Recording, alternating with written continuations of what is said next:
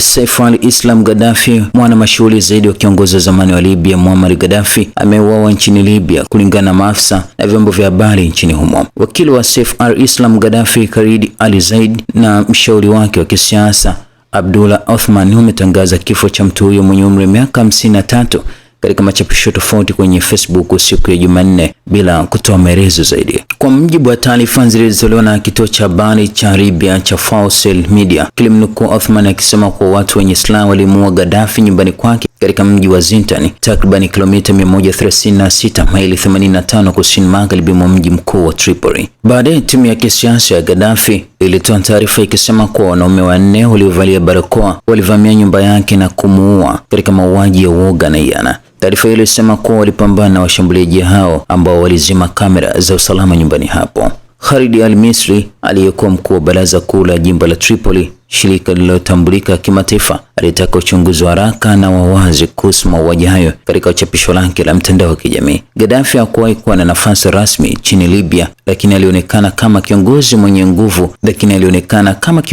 namba 2 mwenye nguvu nchini humo kuanzia miaka 2000 hadi 2011, wakati Muammar Gaddafi alipouawa na vikosi vya upinzani vya Libya na kumaliza utawala wake wa miongo kadhaa. Saif al-Islam Gaddafi alitekwa na kufungwa huko Zintan mwaka 2011 baada ya kujaribu kukimbia nchi hiyo ya Afrika Kaskazini kufuatia upinzani kuchukua Tripoli. Aliachiliwa mwaka 2017 kama sehemu ya msamaha wa jumla na tangu wakati huo amekuwa akiishi Zintan. Alizaliwa Juni 1972 huko Tripoli.